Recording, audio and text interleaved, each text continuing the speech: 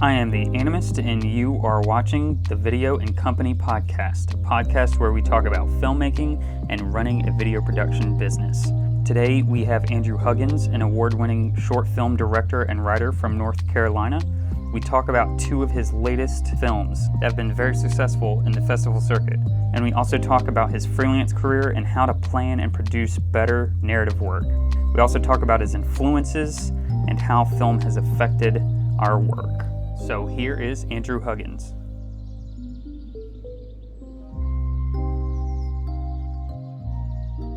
For people that don't know who you are, tell me how you got started and like where you are now in your career, and just introduce yourself. Okay, cool.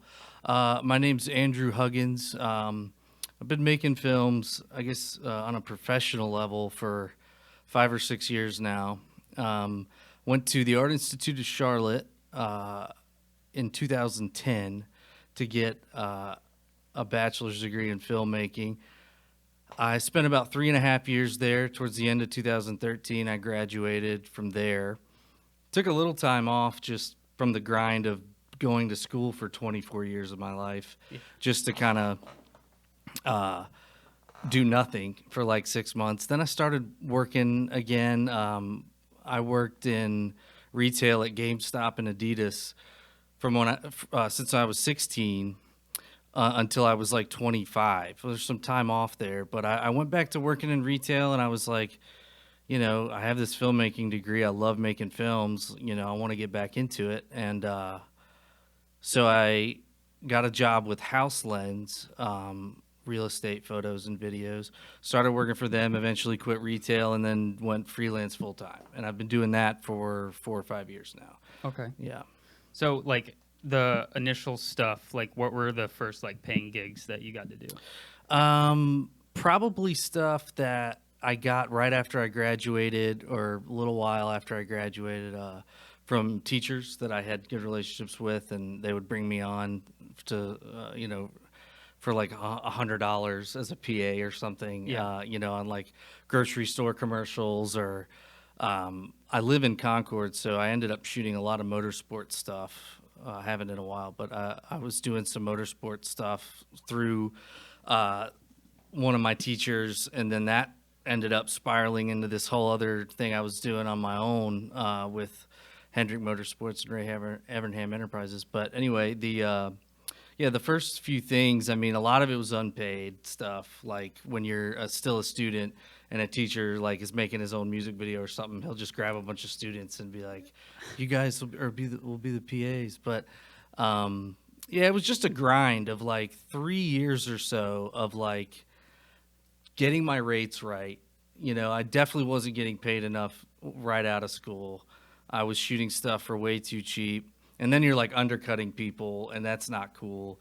So it took me a while to kind of get my rates right, and then just build relationships with companies, and get to the point where, you know, this year I've had like 3 days off this year. It's been ridiculous, and I'm thankful for it. It's been busy, but that was just where I am now is just a product, I guess, of always being open to learning. I mean, it's filmmaking. Like, the technology changes every year, and the approach to directing a video or whatever it is, editing, changes constantly. So just trying to continue to learn with every single thing I do, and then build relationships with people where they can say, yeah, you know what, he was pretty fun. Like, let's just bring him back and do it, Yeah, do something for sure. else. Yeah. And I like how your background's kind of similar to mine because, I've only done a couple of episodes of this, but, I talk to a lot of filmmakers, and everybody has a completely different background of, like, how they got to where they are. Yeah. And, some people are the ones that, like, work weekends and nights and then have the day jobs and stuff like that. And then, others get hired onto a company. Yeah. And they're kind of just, like, they're able to, like, build that technique from doing that. But, I mean, working a day job and doing these kinds of things on the weekends, it like shows that like real passion. Yeah, for sure.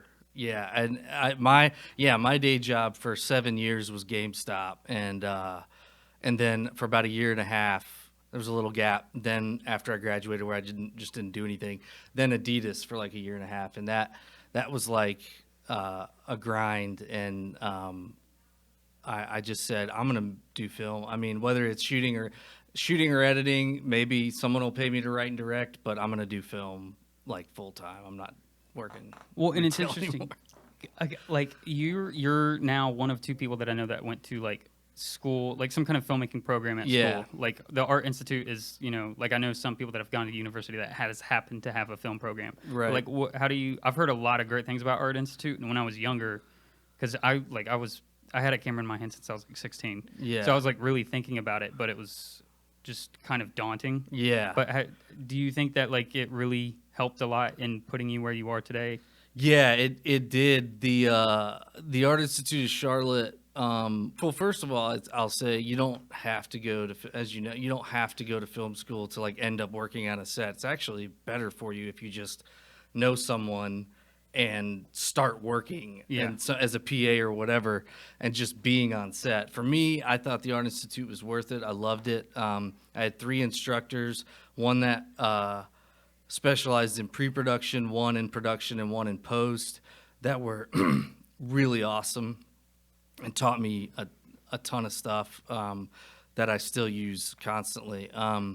So for me, because of those 3 instructors, and the time, 2010 to 2013, that I was there, it was rigorous, it was intense, but it was fun, and it's crazy how lucky I got. Like that 3 years that I was there, I met about a dozen or so people that I still keep in contact with almost daily that we all work on each other's films, which I just got really lucky. There were so many good people directing or shooting or editing that I got connected with through the Art Institute. It's funny though, now that school doesn't exist. Like I have a degree from a school that doesn't exist. Like it closed down. There were like lawsuits against it or something. I don't know all the details, but I know the film program is no longer. So it's kind of this like, it's got this mystique of like, what was that like? What was that like? It's like, well, because I thought there was one, Winston-Salem, something like that, out there. Yeah, there's the big one, which is consistently ranked in like the top 15 film schools in the country, is North Carolina School of the Arts in Winston. Oh, is that a Art Institute? It's not. Oh, no, okay. It's probably much better than an Art Institute. Because I think Jeff Nichols went there. Jeff Nichols went there. Yep. Yeah, I love Jeff Nichols. Peter Bogdanovich like teaches there or did teach there. Danny McBride and Jody Hill and that whole bunch that shoot like Eastbound and Down and Righteous Gemstones, they went there. I've got some friends that went there. Most of the people I know that went there specialized in cinematography, and they're phenomenal cinematographers. So they're doing good stuff up there, I think. Do you think like in school, like where you went to school, that like you learned a lot of your like technical and like ways to polish your creative, or like do you feel like it was a lot of like the biggest benefit you got out of it was connections? Both, yeah. You have to learn how to turn on a camera at some point. Like I do know people that have gone through film programs and somehow managed to like not shoot really anything. Yeah. But for me, it was like, let's learn it all. Like going into it, I was a English major at UNCC for a year before I ended up at Art Institute. So I love to write, and I was like, I want to write screenplays and get good at that. And then learning cinematography was super daunting. I only started shooting my own films like the last couple years. That's a long road of like, you just have to shoot a lot of stuff before you kind of get good with it. But the technical stuff, school was great for that. Although like the only cameras we used, which were like nice at the time, I guess, were like, Canon 5D Mark IIs. That's what we shot my thesis film on in school. And like some older Panasonic cameras that were like recorded on mini DV tapes, which like that knowledge has not come back to help me in any way since. But we learned the technical part of filmmaking for sure. But I'd say in the larger scheme of things, the greater benefit has been was the connections right out of school. Will Davis and Rusty Sheridan were two teachers I worked closely with, and I worked with them on a bunch of stuff right out of school. Got the ball rolling once I had graduated, and I appreciate them doing that for me.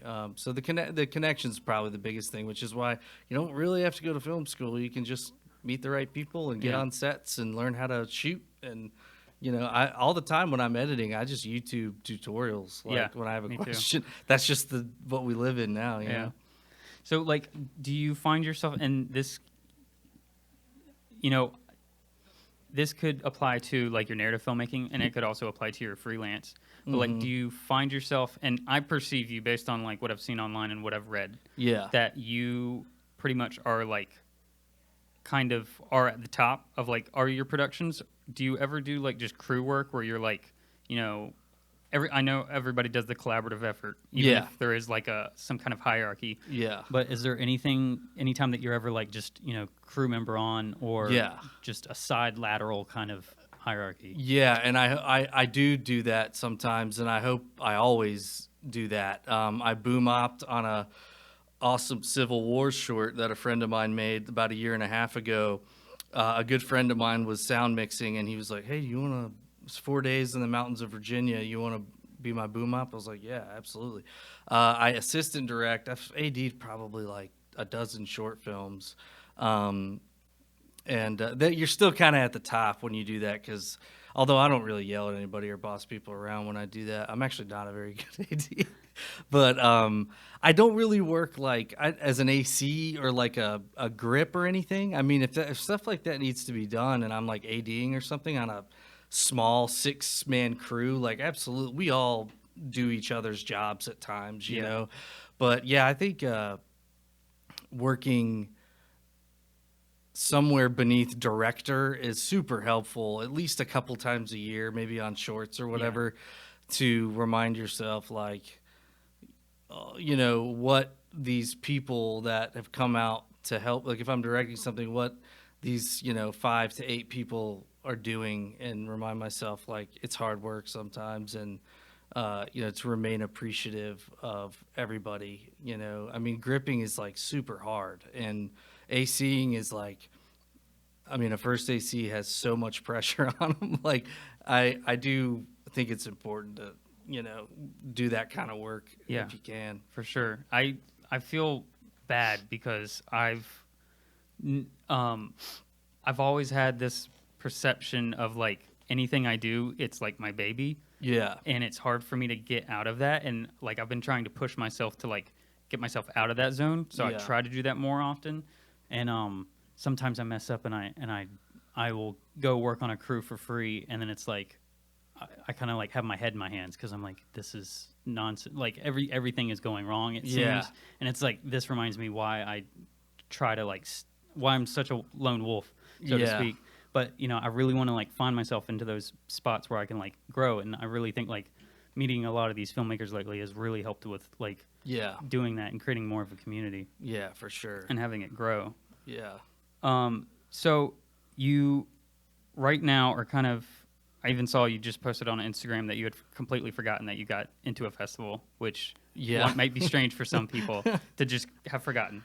But so you have a film that's in the festival circuit right now and is doing really well.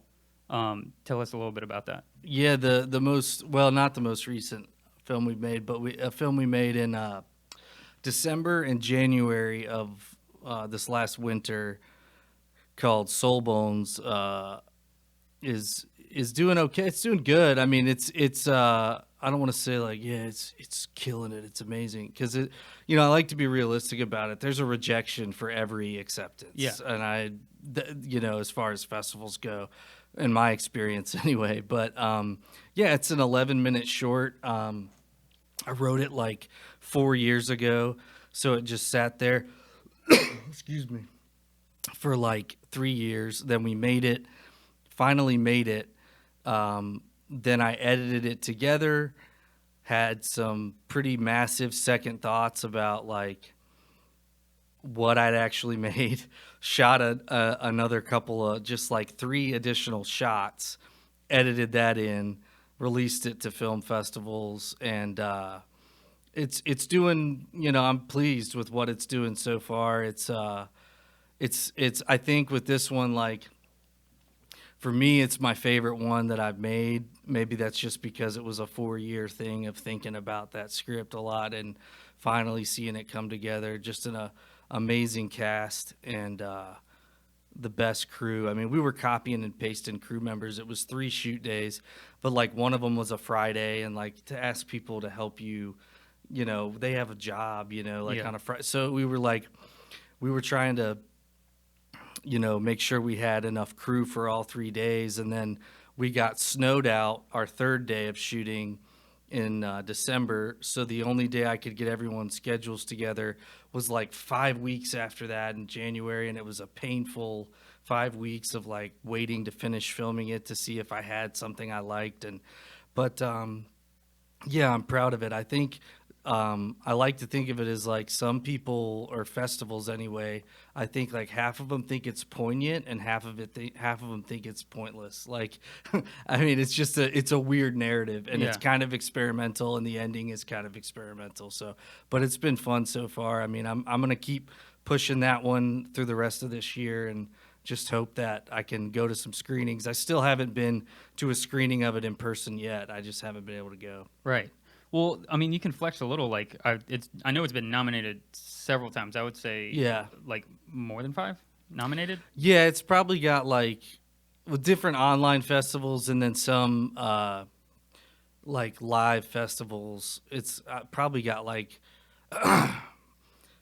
15 nominations, something like that, and it's picked up like about the same amount of awards, I think. Yeah, that's great. Yeah, that's awesome. And like, I've been super excited to see it. I'm going to post it publicly soon. I'm tired of just having it sitting there on Vimeo.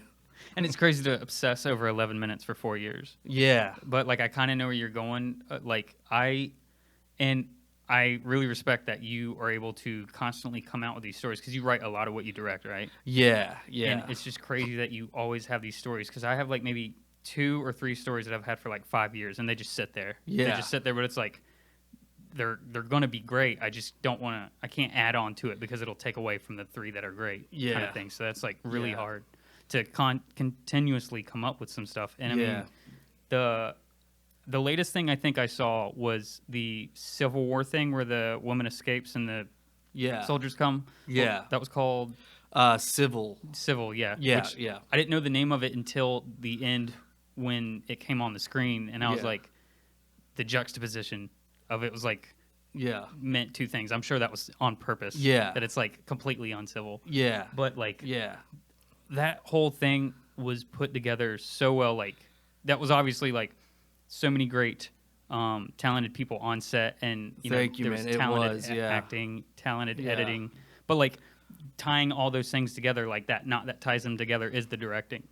And I actually watched your stuff backwards. So I went and watched older stuff, and then I got all the way through. I didn't watch everything. I've been wanting to watch everything that was on your website.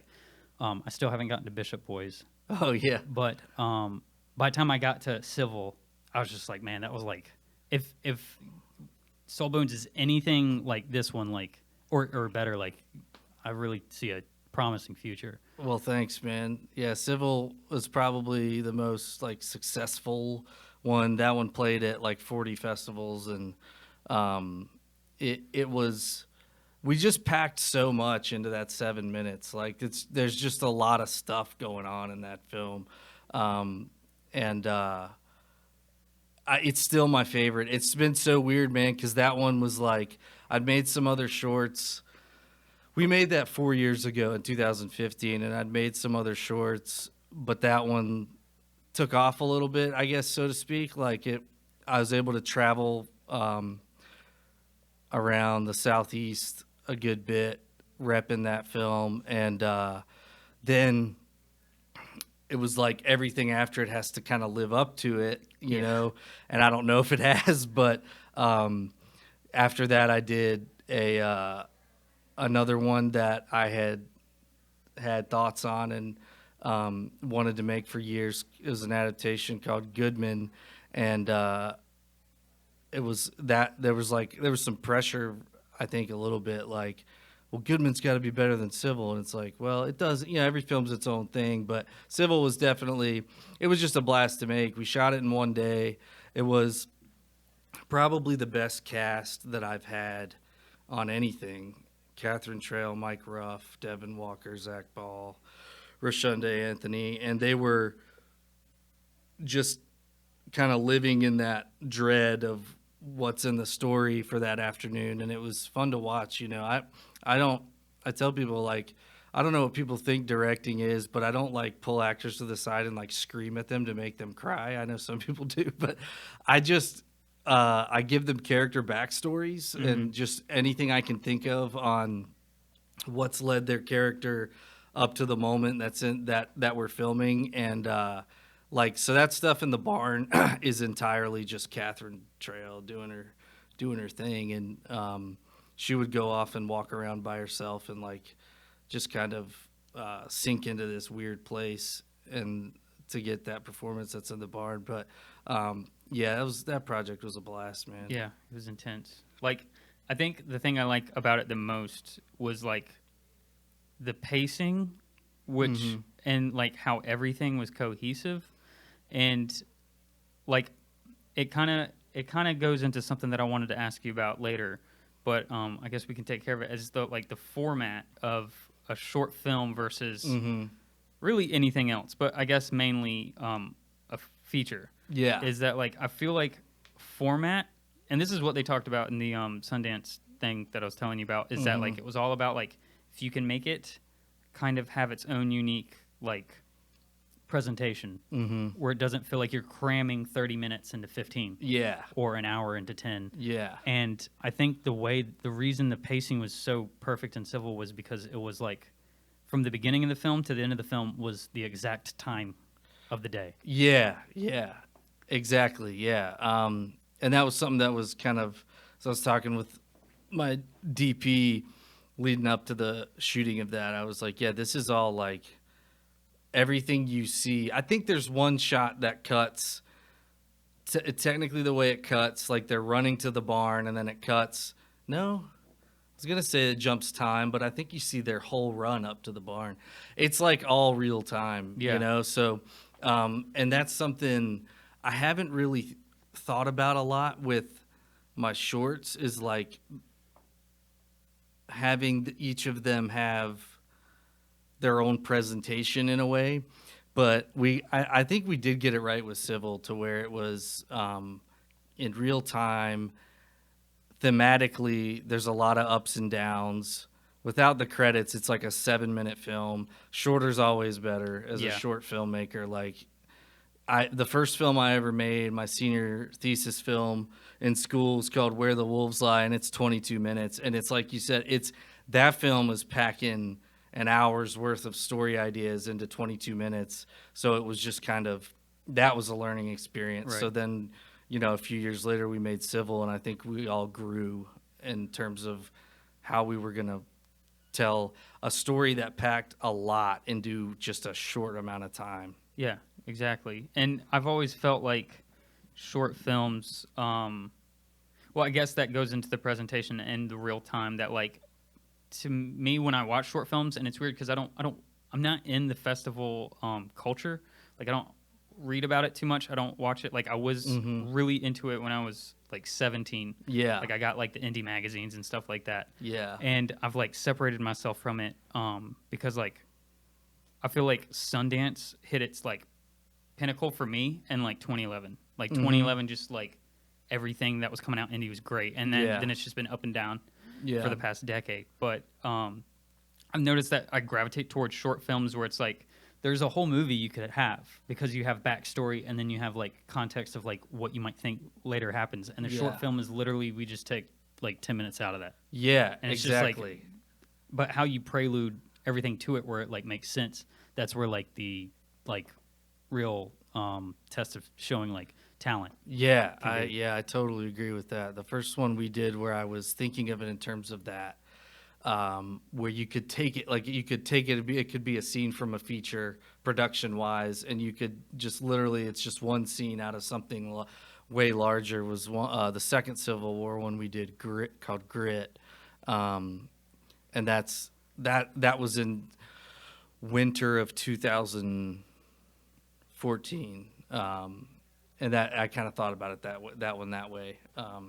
Yeah, it's how you can get away in short films. You can totally get away, I hope, because Cellphones is kind of like this, where you tell a portion of the story and you at the end you leave the other portion for the audience to like discover themselves. Can't really I mean, people do it in features. Kind of frustrates me when I see that you kind of 90 minutes you want all the questions answered, sort of. I love it. Yeah, My friends hate it when a movie ends abruptly, and I'm like, it's immediately a classic in my opinion. Yeah, as soon as just leave me hanging, please. Yeah, no, when a good filmmaker does it in a feature-length film and they do kind of leave you hanging, but then your mind starts racing of all the details that led up to that kind of ending, and if it like supports it, it's me too. I love that stuff. In short films you can get away with it more, I guess, because it's, if it's 10, 11 minutes, whatever, it's you've shown the audience. For me, it's always just about the characters. I've been so blessed with these awesome actors, pretty much all of which are like Charlotte based, and you create characters that people would either want to hang out with. Maybe they really hate him, like the captain in Civil. I mean, everyone hates that guy, but Mike Ruff's an amazing actor, so that's like why they hate him. But just characters that stand on their own, and that's what I've been blessed to have actors that have totally embodied whatever information I give them on their character, and hopefully my story is strong enough with each film. But even if it's not, like, those characters stand out and they're memorable and they support whatever narrative I'm trying to tell. Yeah. And I mean that actor director relationship is like super important.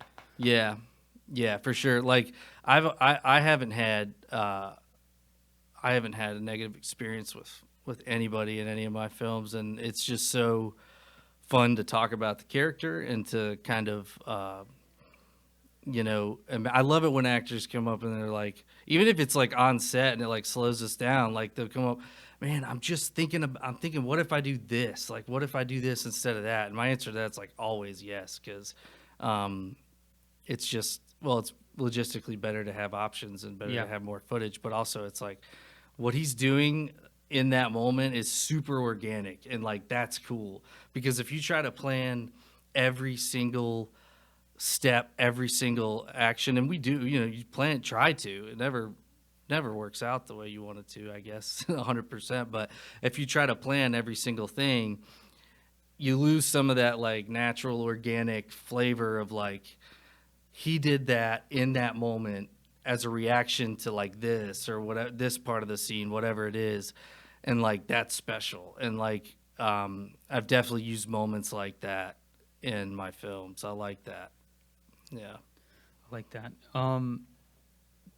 So for anyone that, like, for me, for instance, I probably don't have the best perception of how film festivals work, and I feel like you have a lot of experience in dealing with them and knowing about them. So for someone who like thinks the way it was 10, 15 years ago, where it's like there's about like 6 big ones in the world or the continent, and then there's like a couple small ones in like university towns and stuff like that. Yeah. For someone that perceives festivals to be like that, like how would you explain that any differently, if it is different? Yeah, that's a cool question, because there's hundreds and hundreds of festivals.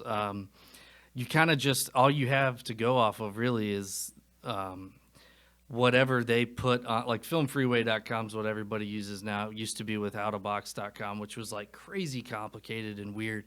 But I think even Sundance and the big ones use Film Freeway now. And so you go to a film festival's page and you read, they have like a mission statement, and you read that, and you read obviously location, where it is, what kind of screening, what kind of venue they screen the films in. If they have pictures of previous festivals, you can go to their social media from that page. So I've just spent a lot of time doing that. I used to just search festivals that were like $20 or less or whatever, and get a big list of those and go through and submit to ones that I thought were cool. With Cellphones, I pretty much was like, screw it, I'm going to just look at everything and submit to the ones that I like and just kind of let the cart rack up, just because that was the first film. It's probably the most professional quality, like just in terms of the production of the film.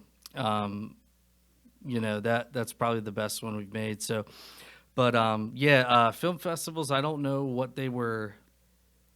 I don't exactly know what they were like 10, 15 years ago. I've heard stories of people, you had to physically mail your film in, and I do remember in the early days for me mailing DVDs. That was weird because now it's just a private Vimeo link.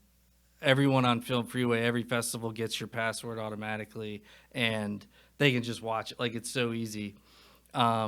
But there are tons of them out there. So there's the big heavy hitters, obviously Sundance, South by Southwest, Toronto International Film Festival, and Cannes in France for short films. They all accept short films. And then there's kind of like a mid-tier, still upper tier, which would be like the Academy Award qualifying ones, like the Indie Heartland Festival in Indianapolis, and I think like Cleveland International, St. Louis International. There's a lot of big ones in huge main cities, but there's a lot of cool smaller festivals too that screen your movie in like an old theater in their downtown area or whatever, that I've found online. But the biggest thing when you're blasting a film out, is just to remember if it's film, it's an art form. Like, it's super subjective, and you might want to get into it. Well, you want to get into every festival, but Civil, when it would get into festivals, would win stuff most of the time, and then some festivals would just straight up reject it. So it's I got some people with it, but then other people were like, well, that was stupid, or whatever they think.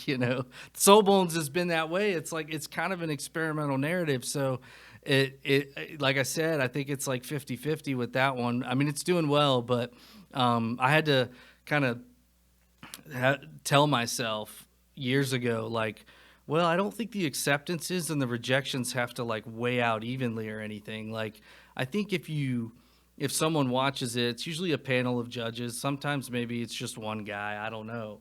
But that's part of doing the research on the festival. They'll usually list their panel, and some of them, some festivals we've played at, their panel is like these people with amazing credentials, and sometimes they'll think your film is poignant and beautiful, and other panels are well, I don't know why I just sat through that. So it's just super subjective. Do you think some of them, because I have a hard time thinking that they could see something that looks great, sounds great, and then there's definitely a story there, and there's definitely a good execution, and then just be nope. Yeah, I think if you're up against a lot of heavy competition, at I haven't submitted to no, I did submit. I submitted to, I think it was Civil. I submitted to Indie Heartland, which is an Academy Award qualifying. So if you win Best Short Film at that festival, it gets put on a list, and it can ultimately qualify as one of the 5 live-action shorts for the Academy Awards. And Civil, I thought professionally, we had nailed everything pretty good, and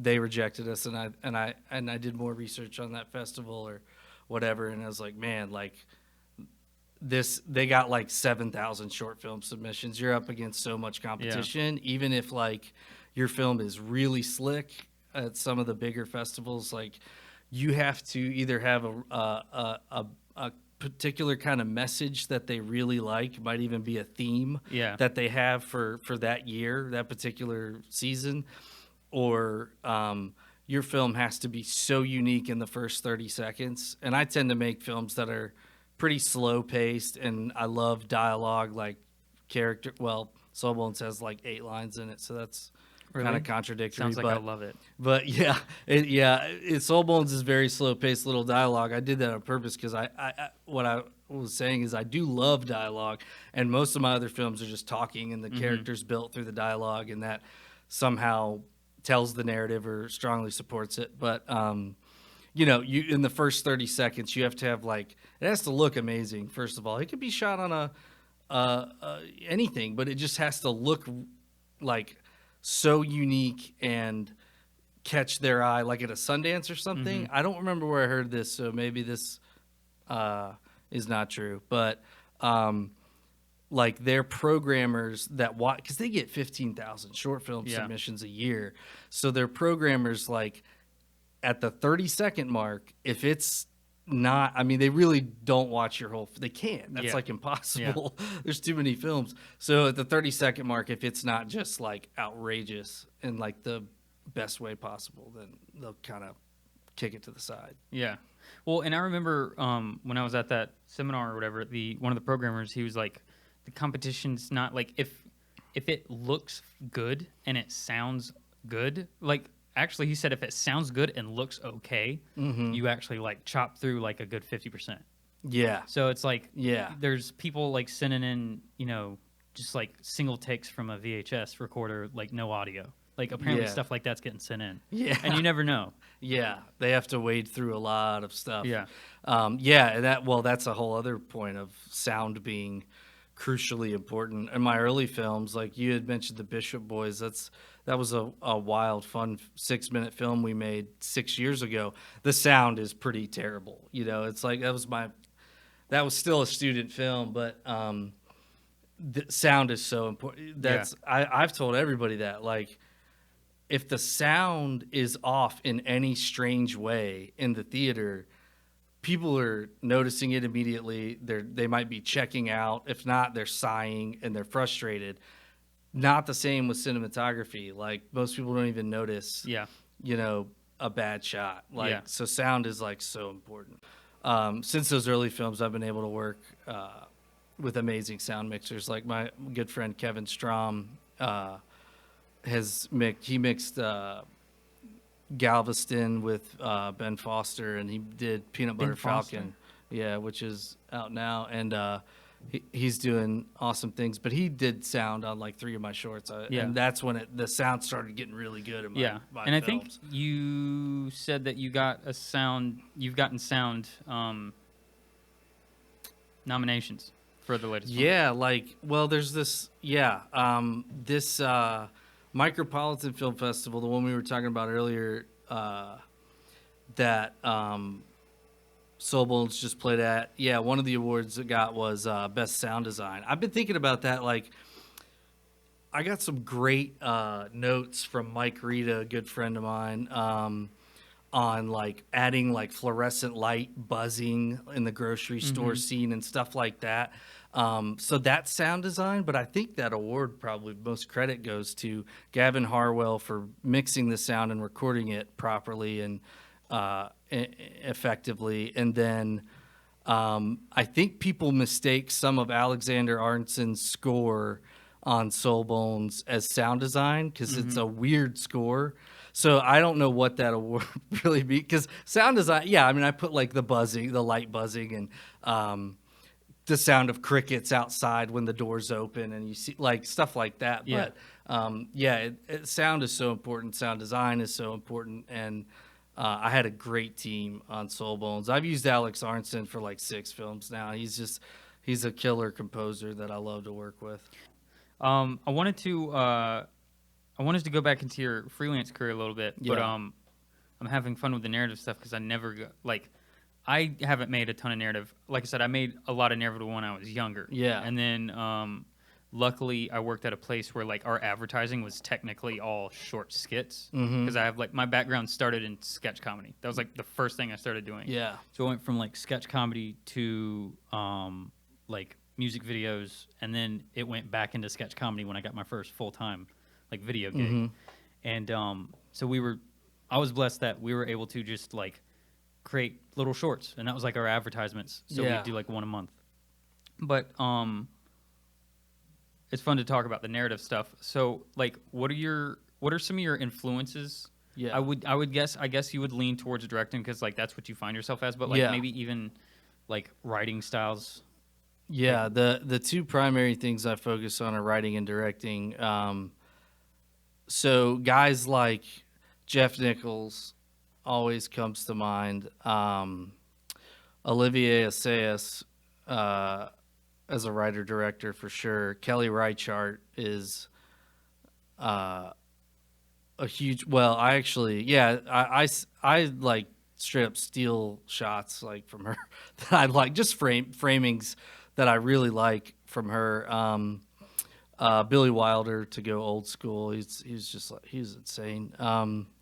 You know, there's filmmakers that absolutely stand out to me, and I'll go watch all their stuff and have a direct influence in how I maybe frame a shot or how I write a scene. So something I'll notice is over the past few years, I didn't really think of it this way in film school, but something I noticed is not every scene has to have some finite conclusion or ending, especially with dialogue scenes. Like you could have a 5-page scene of dialogue and it can end and transition to a totally different scene, and like nothing that was said accomplished much of anything, but later on it will. Like just, you know, certain things I've noticed.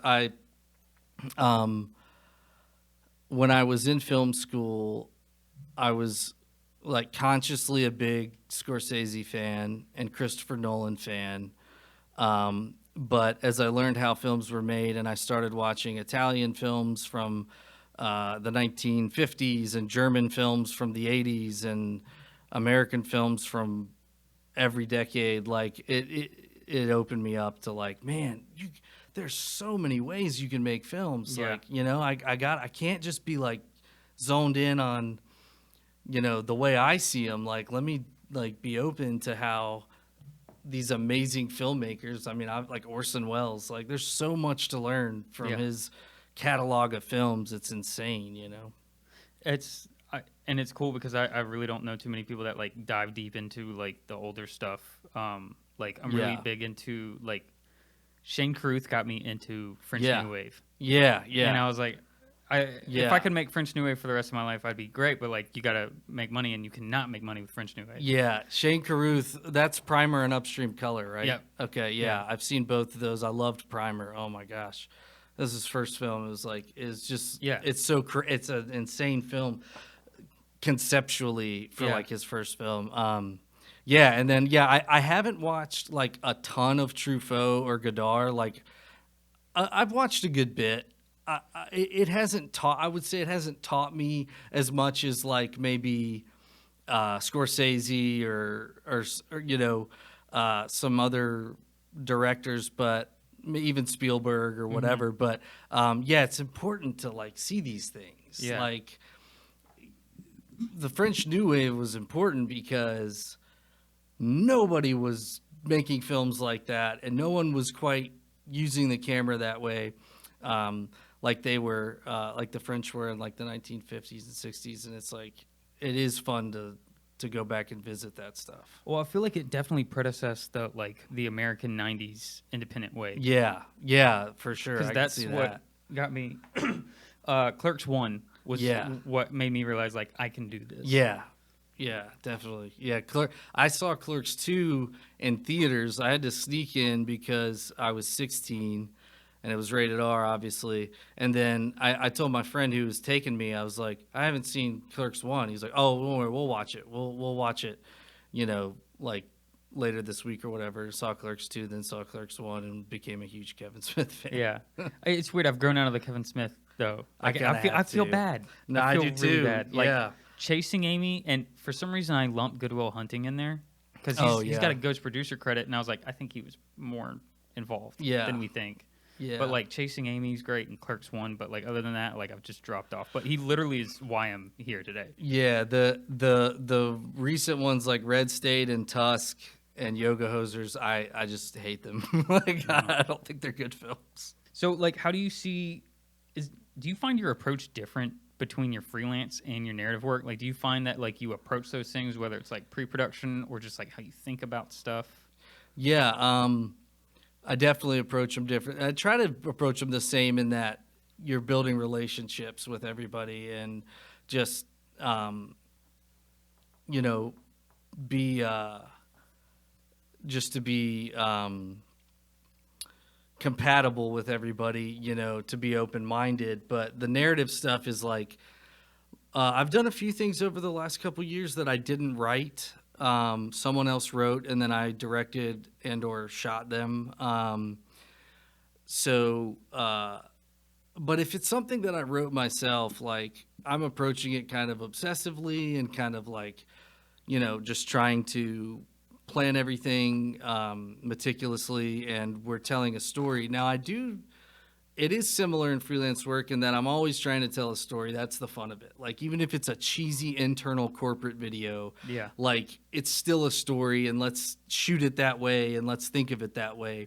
But, you know, there's just inherently there are differences between doing something heavily dramatic in a narrative like Cellphones or Civil or something, and shooting a talking head interview of someone that works in IT for a training video or something. They're different, but you know, so I think the approaches are different too. But it is all fun to me. Like, the shooting, even if it's something that's more or less just to pay the bills, and it's kind of like a cheesy video or something, like, it's still super fun to shoot, to try to, you know, shoot images you're proud of. Same goes for editing that stuff. But it's definitely more fun to write a story, write a narrative, and then direct that narrative. That creative process is like what keeps me kind of hooked on keeping to make to continue to make short films, and hopefully make something feature length. Yeah. Do you have any feature ideas? Well, I have a couple feature scripts that I've written. One was just to try to prove to myself that I could write something substantial. That was like four years ago or so. Then I wrote another one that was a little bit based on some experiences I've had, but it was kind of this sweeping, large narrative. In my mind, I had planned on trying to make it as my first feature, but I've drifted from that idea a little bit, and I'm working on a third one. I've written the first 2 pages of it, so I have a long way to go. But I'm working on a 1950s period piece now. From now to the rest of the year, I want to work on the script and see if it's something that we could shoot maybe next spring. That would be the tentative plan. Well, I'm sure working on period pieces is way harder. Like, it's hard enough as just to like make a good film, and then it's like, all right, now we have to like make it the art production. Just set design and all that stuff like really can be limiting. Yeah. Oh yeah, we got straight up rejected from a festival with Civil because the captain's uniform didn't look dirty enough. They said that? Yeah, they emailed me that. So like, I was like, oh man, I should have like had Mike like roll around in the grass or something. But yeah, so wardrobe and props and locations. Yeah. It's tough, but you know, it's also super fun because that's all a part of living in that time period. Like, I was kind of, you know, stuck in the Civil War era. I did 3 short films in like 3 years, I think, in that era, and it was really fun actually shooting that stuff because, I mean, what you're shooting, you're existing in the 1860s. It's pretty fun. Yeah, this 1950s idea. A whole nother challenge, you know, obviously with wardrobe and props, no cell phones, I mean, and locations again, you know, I think I'm going to end up needing like a sheriff's, police department, sheriff's kind of building, and from the 1950s. So it's Might find that in Belmont. Yeah, actually, people have said Belmont to me because they have a cigar shop that used to be a jail. Yeah. There's some old stuff in Belmont. Yeah, that's crazy. I've always tried to make it a rule. I think someone told me this like ages ago, and I was like, it makes writing harder, but it makes writing better, and then it makes it easier to like actually learn how to do a story. Is like take cell phones out of your story. Yeah. Just take it out because Oh, it's yeah. too easy to fix things. It's too easy to like, oh, there's a plot hole.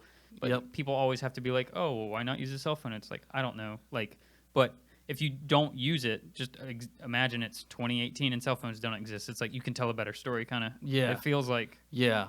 But That's absolutely true. Cell phone. I mean, yeah, they fix every problem. Like they. I mean, if you're lost in the woods, or it's like a short horror or something, and she's like lost in the woods and is being hunted by this monster or something, like, oh, she's gonna have a cell phone on Yeah. her. Like she could either call for help or at the very least put the flashlight on. Like, yeah, and like to escape, like, oh, the bad guy did something to the phone. Like one of the yeah, you have to like continually answer all these yeah. logistical things. So like, what would you say your bread and butter for freelance work is? Like, is there a specific niche that you kind of like fall in line with, like with client work? That Well, I've been able to freelance in narrative short films this past couple years a little bit. Certain projects I'll come in to co-direct. Someone will have a script that they've written. They have me like co-write it with them or something, and then we end up with co-directing credits. I've been able to do some freelance work that way. But the more like nitty gritty stuff would be like shooting. I mean, for me, you have to shoot and edit to make money. yeah. I've been able to get paid to write and direct, and a few a few instances over the past couple years. But you're gonna make money if you can make something look good and then go home and edit it together for that client in a reasonable amount of time. So whether it's an interview or just B-roll, I did a lot of motorsport stuff, and it was a lot of B-roll of cars. I'd say get good at shooting and editing, and then the opportunities to, you don't really get to write very much for like corporate videos or like, television shows like that. I mean, I haven't been able to, but I've been able to shoot stuff like that consistently for a few years now. So shooting and editing is kind of the way to go about it. And then, if they like what you're doing in terms of that, your style of that, they'll have you come in and direct things as well.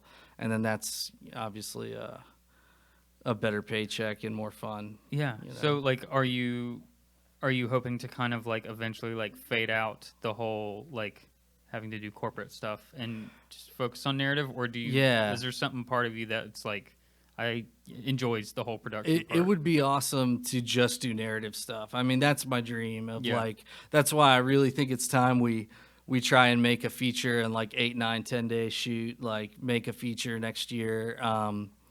And see what happens, see where we can go with it, because I would love to be doing what David Lowery is doing, or Why do I know that name? David Lowery did Ain't Them Body Saints and A Ghost Story, if you've seen those. Yes. Like just like he's an independent I filmmaker. didn't know that was the same guy. Yeah, he did Pete's Dragon too, I think, for Disney. But he gets to he just did an adaptation of Sir Gawain and the Green Knight in like Ireland or something. But I always get this guy's name wrong. Daniel Destin Cretton, I think is his name. He did Short Term 12, the feature version of Short Term 12. I love Short Term 12. Yeah, and then he did A Glass Castle, which was one of my favorite books, and people didn't like that movie, but I love that movie. But those guys that get to just kind of really plan out their next feature project and make independent feature films. Huge stars in those films: Yeah. Casey Affleck, Rooney Mara, Brie Larson, Woody Harrelson. But like, it's all about the writing and the storytelling, and they just get to spend a couple months living in that and making, so that would be like the dream. But I do enjoy doing the corporate work and the, last month I got to do 3 days of drone flying for my friend's production company up at Lake Lure, just like capturing crazy lake mountain drone footage. You know, so that kind of freelance stuff, like I'll do that forever. That's just super fun. You know? Do you get a lot of your like these video gigs? Do you get them just based off like referrals and just like having a network? I think what's helped me is starting to focus, because cinematography was kind of like a mystery to me, even as recently as like 4 years ago. So I just kind of just started studying different films. I watched so many films and trying to get better at shooting and color grading and then editing so that I can deliver a final image to a client that they say, okay, wow, yeah, I like that. It looks good. So a lot of it does come from referral. You know, I mean, I've been grinding at it for like 5 years. So just meeting people and they'll refer me. Music videos are that way. I shot a music video for this guy last fall, which led to another artist wanting a video. I've had a few instances like that, and then the original artist is flying me down to Miami in a few weeks to shoot something else for him. You know, do you do music videos much other than that? Not a lot. I'll do a few a year. Do you turn them down, or do you just not get them? I don't know that well, I have turned down a couple, I think, but I'm usually open to whatever the artist wants, and try to suggest things as we go along in terms of how it'll translate to filmmaking. But yeah, I'll do a few a year probably. Some I'm more proud of than others. Yeah. But I know people like David Fincher started in music videos, and I know people personally, great filmmakers that really just focus on music video. I don't really get a massive sense of satisfaction out of them. Yeah. Like, there's barely any like substance. Yeah, I mean, even if they build some kind of, like, I listen to a lot of heavy metal, and like the metal videos are super dark in tone and theme, and it'll be a short film. Yeah. It'll be like a short, but it's like in that 3 to 4 minutes, like the short film is never good. Like it's just like symbolic imagery, and it's like a lot of metal videos are pretty. Yeah, like for sure. On a technical level, like oh yeah, they are. But I just don't. I feel like, and people say this about narrative too, and I totally don't disagree with them. But music video, man, everything's been done. Yeah, everything since they were a thing, which would have been what, like the 1960s or 70s. Yeah, like every type of music video. Conceptually, I feel like has been done. So I make them for clients, and I'm just retreading this ground over and over of they're performing. Okay, now we're building this short, super simple narrative into them.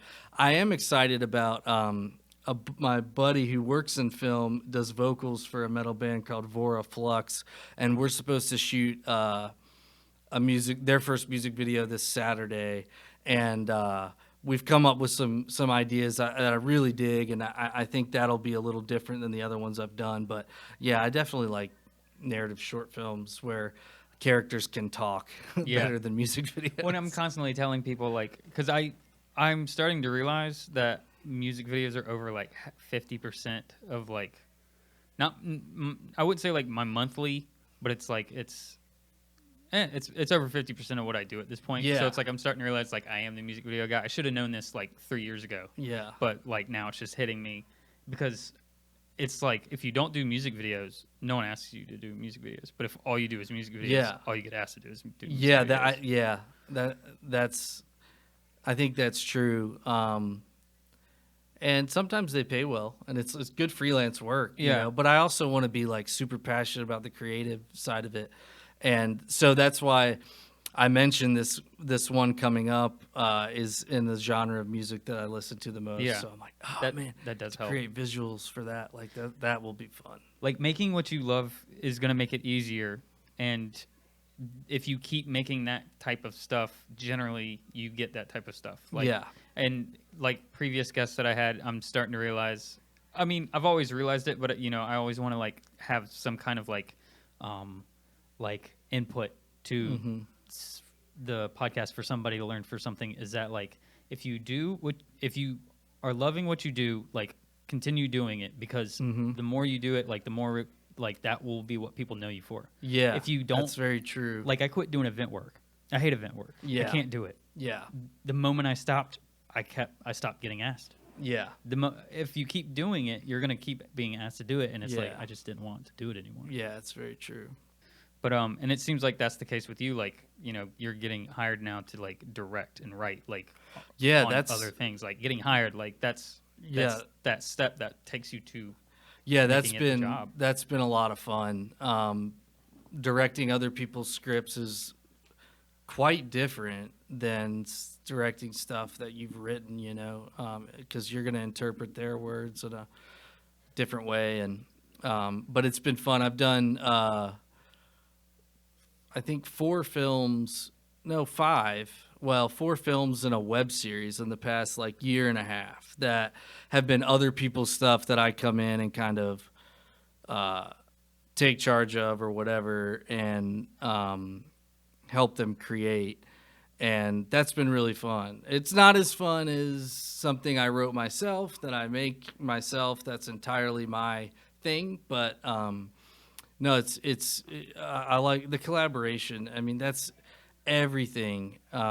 Even on doing these short films is just vibing with, vibing with somebody and collaborating with them and creating stuff you're all proud of. Well, speaking of collaboration, and we're cutting close on time, but like I wanted to definitely touch on this. We actually know some of the same people. Oh, cool. So, how do you know Susie Films? Susie Films is Scott Galloway, and I know him from he runs the 100 Words Film Festival, and I've done that festival I think 3 times. I submitted again this year. I submitted something. And I love that film festival. Scott is the best. He's just like the best guy. Well, maybe I know like one of the other people in the Eric Davis. Works Eric at Susie Davis, Films, yeah, right? both of them, yeah. Okay, Eric, all right, Eric, so he's in there too. He moderated the best of screening thing that we did a few months ago. But Scott and Eric have supported me, man. They've just been really good to me.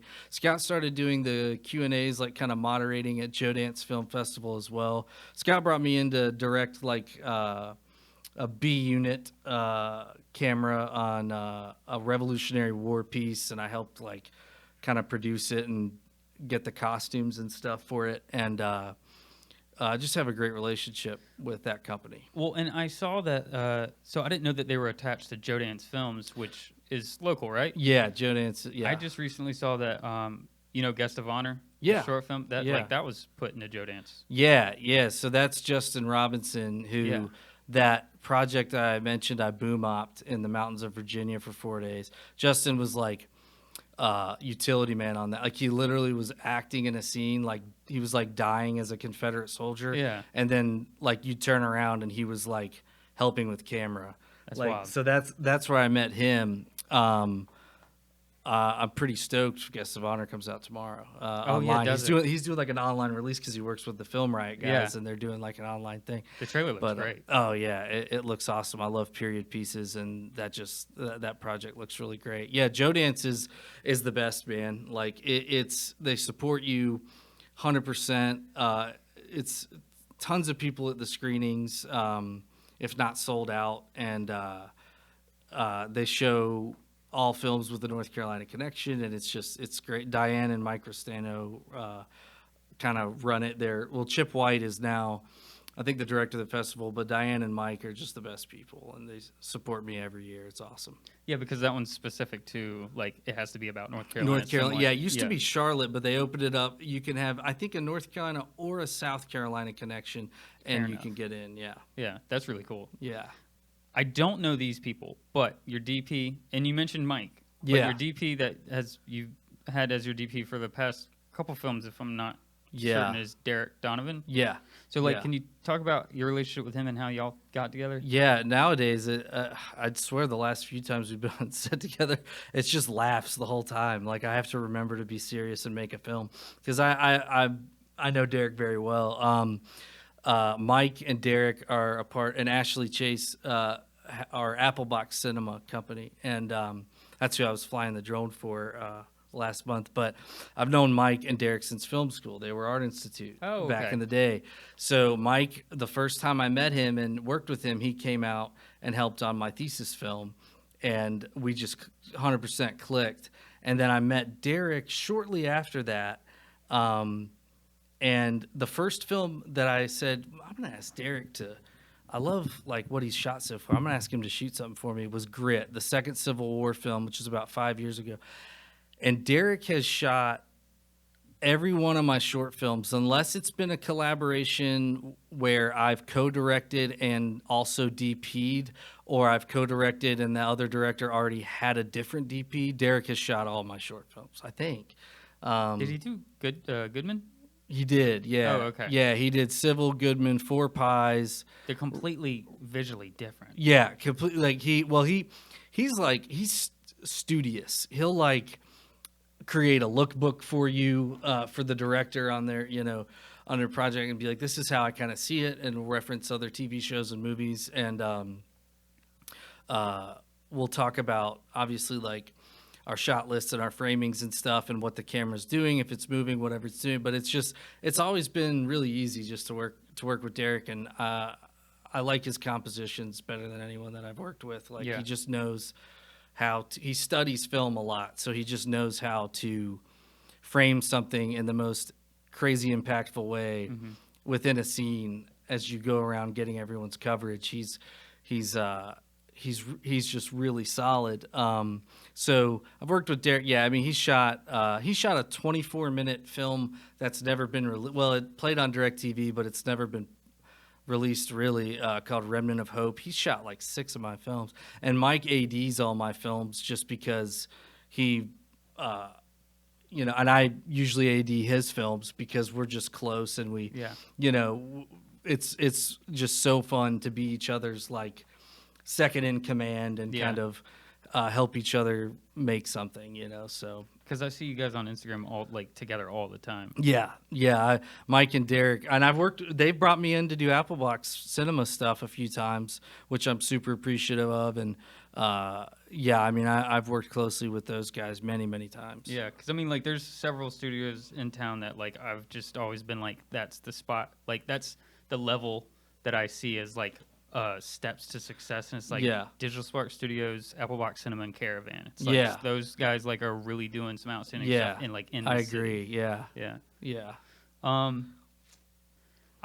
don't want to just narrow it to narrative, but at the same time, because like I said, this is kind of like video business, but it's like, whenever you're getting paid, that is business. Yeah. So it's like, where are your goals for like your career in general? Yeah, so the ultimate goal would be to direct independent features with low budgets in perspective of like a $300 million Marvel movie. Just give me like $2 million and but independent features and creating story. I mean, I just want to create stories. Like it's just super fun. To create stories. The 2 movies that kind of, I don't know if these are good examples, but the 2 movies that got me into like wanting to learn how to make films and what storytelling, what the potential of storytelling could be. I was 16, I saw The Departed and I saw Layer Cake, and those still stick with me.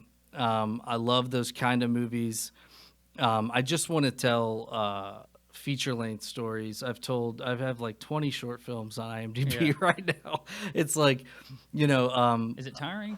Yeah, it sort of is. Yeah, like, and the reason the last few years have picked up and been more of a grind, and I'm thankful for it. But have been these collaborations where people reach out and they have some money and they want to make something of their own, and I'll come in and help. But